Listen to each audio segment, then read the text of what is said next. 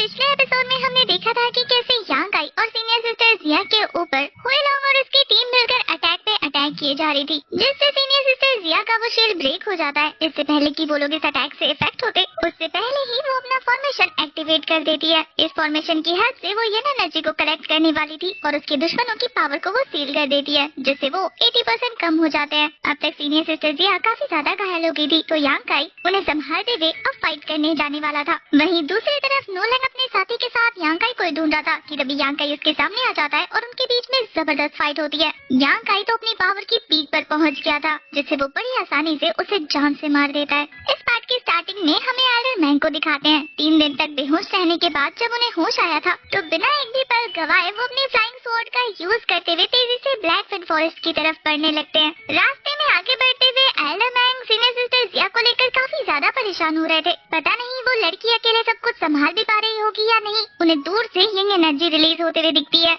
वो तो डर गए थे कि क्या उसने फॉर्मेशन अभी तक बनाया नहीं या फिर एक्टिवेट नहीं किया। तेजी से उस फॉर्मेशन के पास पहुंचने के बाद वो समझ आते हैं कि चलो, इस लड़की ने अपना काम काफी आराम से निपटा लिया। एल्डरमैन कहते हैं कि इस फॉर्मेशन के रहते ना कोई अंदर जा सकता है और ना ही कोई अंदर वाला बंदा बाहर आ सकता है, तो वो बेफिक्र हो सकते हैं। इसके अलावा वैसे तो इस फॉर्मेशन को वो चुटकी में तोड़ दे, लेकिन वो अपने डिसाइबल की मेहनत को बर्बाद नहीं करना चाहते, इसलिए सोचते हैं कि बाहर रहकर इंतजार करता हूँ। इधर दूसरी तरफ यांग आई को दिखाते हैं। नोलैंग को मारने के बाद भी उसकी पावर सप्रेस नहीं होती, बल्कि और भी ज्यादा बूस्टअप हो जाती है और वो यही सोच रहा था कि वो इस मौके को गवा नहीं सकता, इस मौके का फायदा उठाना होगा। अभी उसकी पावर पीक पर है और वो उन लोगों से आसानी से डील कर सकता है, तो वो जोर से ब्लड रॉर करते हुए उन सभी के साथ अपनी लोकेशन को शेयर कर चुका था, ताकि ये सभी लोग ये जानकर कि यांग आई कहाँ है उस तक पहुँच जाए। अब वो उनको एक एक करके ढूंढ के अपना टाइम थोड़ी ना वेस्ट करेगा। उसके दुश्मन तो वैसे ही उसे जल्द से जल्द मारने के लिए ढूंढ रहे हैं, तो वो फटाफट उस तक पहुंच जाएंगे। हमारे यांग आई के ब्लड रॉर करने की वजह से बेचारे मिस्टर वैन, उनके मुंह से तो खून आने लगता है, क्योंकि उन्हें इंटरनल इंजरी जो हो गई थी।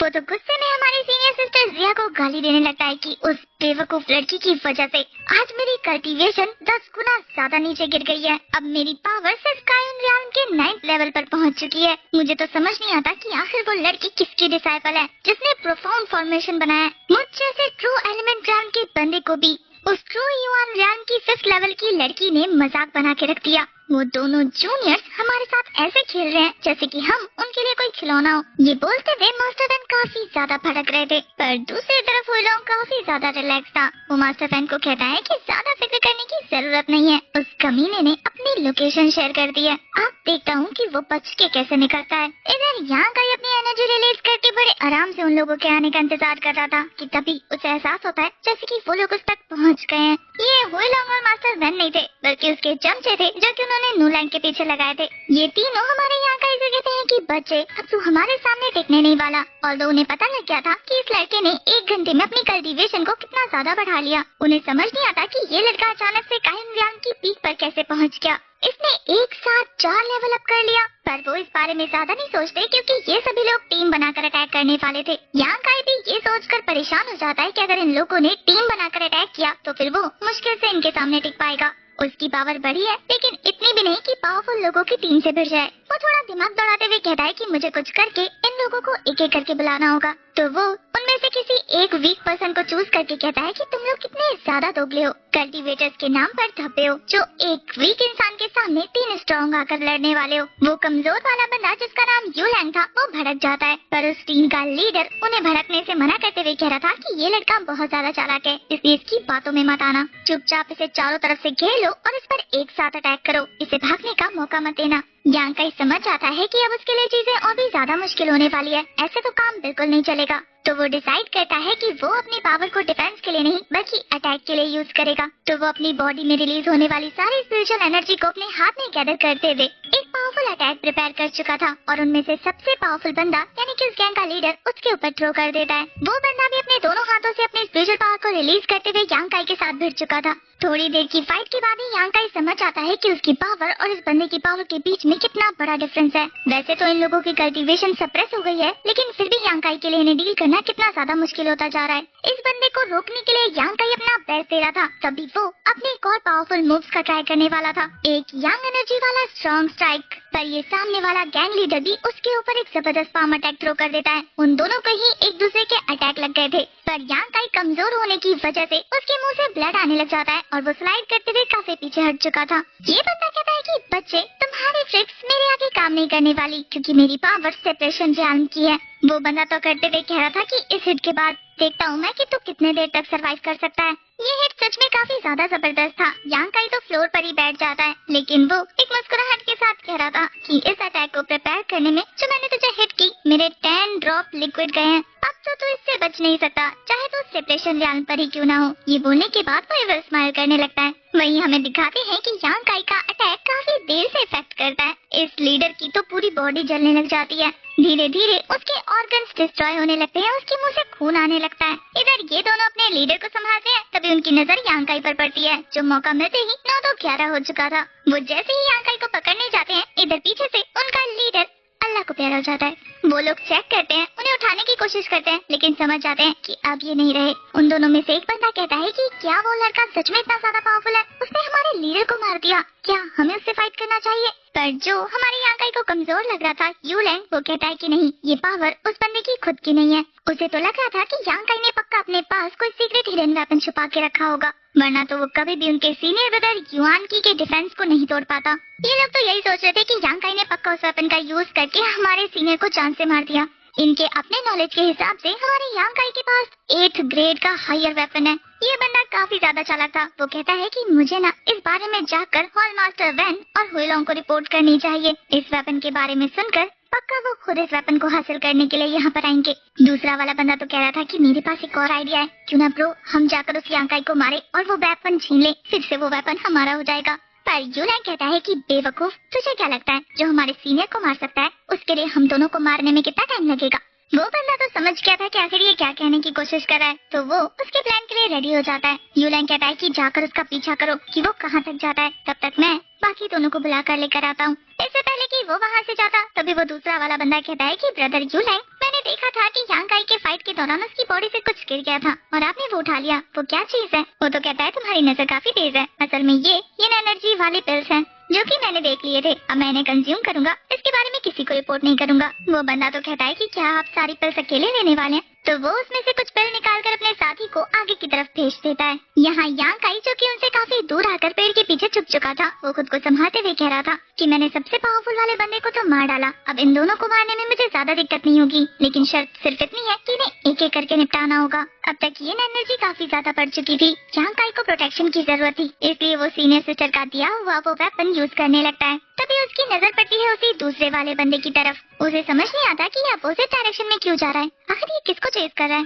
इससे पहले कि वो उसके पीछे जा पाता, तभी उसकी नजर वहाँ पर मौजूद कंडेंशन ड्यू पर पड़ती है, जो कि अपीयर हो चुका था। ये काफी ज्यादा ग्लोइंग हेवनली लेवल का ट्रेजर था, जिसे देखने के बाद यांग काई सोचता है कि इसे खुद हासिल कर लेना होगा, इससे पहले किसी और पर इसकी नजर पड़े। पर यांग काई के उस 9 कंडेंशन ड्यू को हासिल करने से पहले ही वहाँ पर वो दूसरा वाला नमूना पहुँच जाता है। यांग काई को ये मौका काफी ज्यादा सुनहरा लग रहा था, इसलिए वो वहाँ पर मौजूद एक पेड़ के ऊपर चढ़कर इस मौके का इंतजार करने लगता है कि कब वो उस पर अटैक करे। वहीं दूसरी तरफ वो बंदा इन सबसे बेखबर उस 9 कंडेंशन ड्यू को हासिल करने वाला था। इससे पहले कि वो उस ड्यू को टच कर पाता, तभी पीछे से यांग काई एक जबरदस्त स्ट्राइक करके उस बंदे को वहीं ढेर कर देता है। ये वाला बंदा काफी ज्यादा कमजोर था, इसीलिए एक ही हिट में इसकी बोलती बंद हो जाती है, वो भी हमेशा हमेशा के लिए। यांग काई जब उस बंदे की बॉडी के पास जाकर उसे चेक करता है, तो उसे वहाँ पर अपनी यांग एनर्जी वाली पिल मिल जाती है। वो अपनी पिल्स को वापस हासिल करते हुए कह रहा था कि देखो ब्रदर, मेरा तुम्हें मारने का कोई इरादा नहीं था, वो तुम थे जो मेरे पीछे आए थे,